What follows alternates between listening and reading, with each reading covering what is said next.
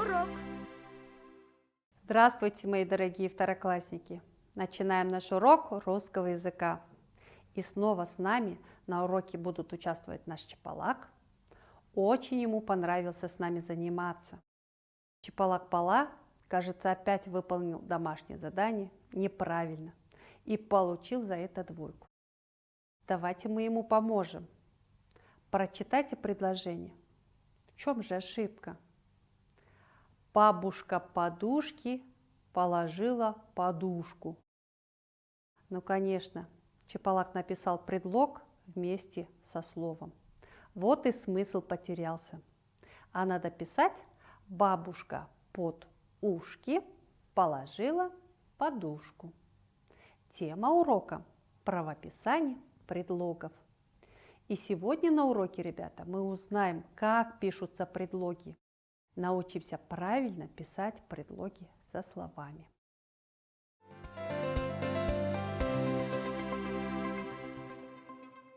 Давайте для начала разберемся, что мы знаем о предлоге, чего мы не знаем о нем. Первый вопрос. Что такое предлог? Знаем ли ответ на этот вопрос?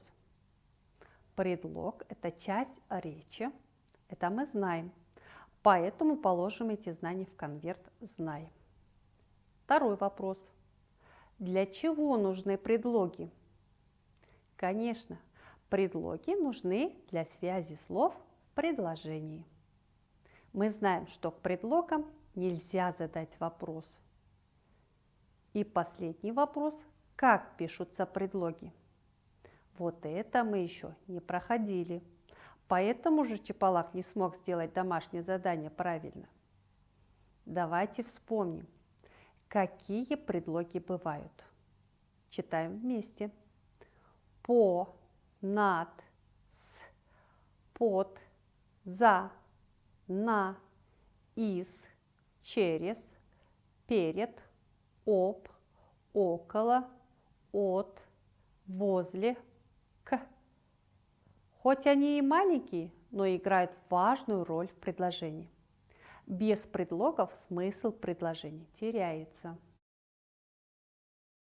Запомните, ребята, предлоги пишутся всегда одинаково, они не изменяются. С, к, в с одной буквой пишутся. На, за пишутся с буквой А. О, об, от, до, по, во пишутся с буквой О. Под, над пишутся с буквой Д. Из, без пишутся с буквой З. Предлоги, ребята, пишутся раздельно. Предлог – это слово, и поэтому пишется раздельно. Это орфограмма. У чего? У домика. Между предлогом и словом можно поставить слово.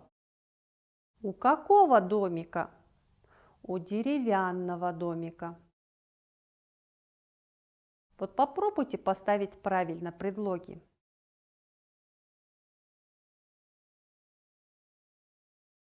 Теперь проверьте. Чай с сахаром. Кошка на диване. Костюм в шкафу.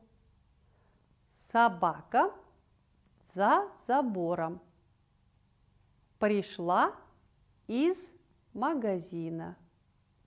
Книга про животных. Ребята, посмотрите на эту схему. Предлог плюс прилагательное плюс существительное. По данной схеме вы должны вставить подходящее по смыслу прилагательное к словосочетаниям. Вспомните, что между предлогом и существительным можно поставить слово. И это слово прилагательное, ребята. Вспоминайте, что такое прилагательное. Конечно, это слова, которые указывают признаки предметов. Отвечают они на вопросы «какой», «какая», «какое», «какие». До какой весны? По какой дороге? В каком классе? От какого друга? Так, время пошло.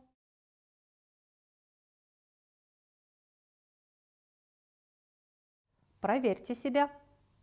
Я написала такие предлоги. До долгожданной весны. По длинной дороге. В дружном классе. От близкого друга. А теперь послушайте стихотворение. Подумайте, о чем говорится в стихотворении. Вы пишите предлоги. Не позволяй душе лениться, чтоб в ступе воду не толочь. Душа обязана трудиться и день, и ночь, и день, и ночь. Гони ее от дома к дому, тащи с этапа на этап, по пустырю, по бурелому, через сугроб, через ухаб. Не разрешай ей спать в постели при свете утренней звезды. Держи лентяйку в черном теле и не снимай с нее узды. О чем же это стихотворение? Конечно, о лени. Мы не должны позволять лени сесть нам на шею. Мы все должны трудиться. Посмотрите, какие же предлоги выписал Чапалак. Проверьте и сравните с вашей работой. Предлоги «не», «в», «и», «от», «к», «с», «на», «по», «через». Ребята, «не» – это предлог? Нет, это не предлог. Посмотрите, где стоит слово «не» рядом с глаголом. А предлоги не дружат с глаголом. Следующее «в» – это предлог. «И» – это союз, ребята, а не предлог. «От» – предлог. «К» – тоже предлог. «С» – предлог. «На» – предлог. «По» – предлог. И «через» – тоже предлог. Проверили? У кого ошибки, исправляйте. Ребята, помните, мы заполняли такой дневник, он двухчастный. Посмотрите, цитата и комментарий. Где цитата, мы напишем пословицу. Ставьте предлоги, подходящие по смыслу к этой пословице. Труда здоровеют, лени болеют. Какой же предлог подходит к ней? Потом дайте комментарий к этой пословице. Напишите, как вы понимаете эту пословицу.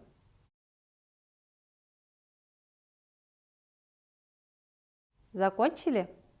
Вот какой предлог поставил Чапалак. От труда здоровеют, а от лени болеют. И вот какой комментарий он написал. Я думаю, что если человек всегда трудится, то он будет здоровым, ведь он больше двигается, а ленивый человек все время лежит. А вы согласны, ребята?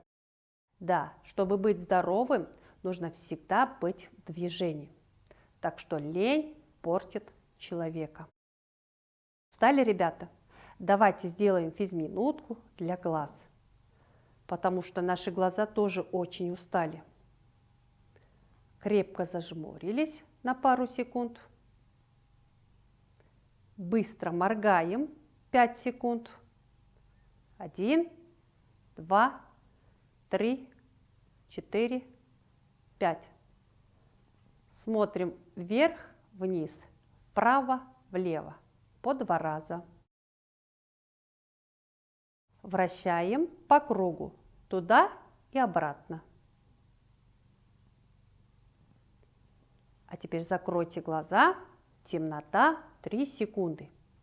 1, 2, 3. Открыли глаза. Продолжаем наш урок.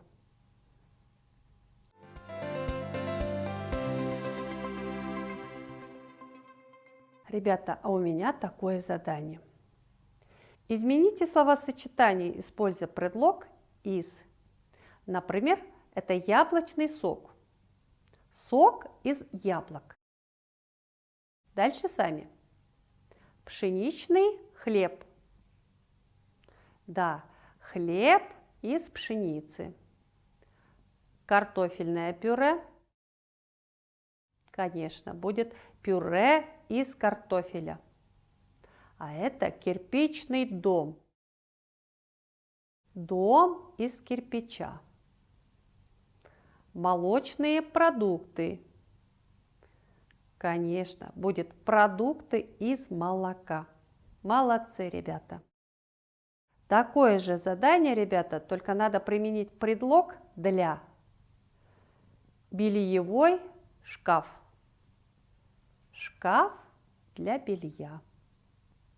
Обеденный сервиз. Сервиз для обеда. Молодцы, кто успевает.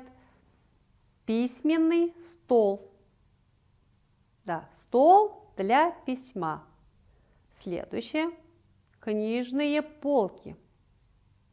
Конечно же, это полки для книг. И последнее. Классная доска. Доска для класса. Пишите два словосочетания с предлогом «для» и подчеркните предлоги. Ребята, а как вы думаете, бывают предлоги антонимы? То есть противоположные по смыслу предлоги? Да, ребята, бывают. Например, над чем и под чем.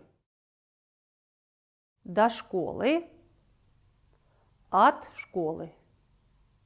В магазин, из магазина. С другом, без друга. Интересно? Теперь замените предлоги противоположными по смыслу.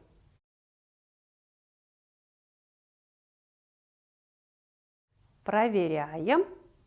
Лампа висит над столом. Кошка спит под столом.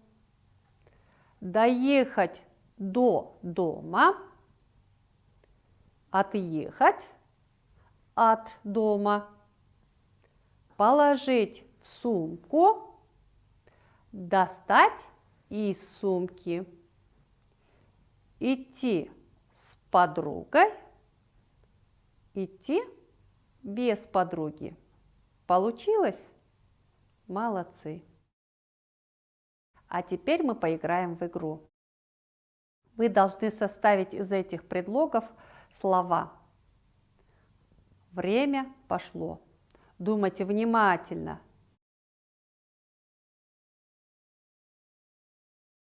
Посмотрите, что у меня получилось. Я взяла предлог «с», «о» и предлог «к». И получилось слово «сок». А еще предлог «к» и «от». Получилось слово «кот». И еще одно слово я нашла. Предлог «к», «о» и предлог «за». Получилось коза. А у вас получилось? Давайте подведем итог урока.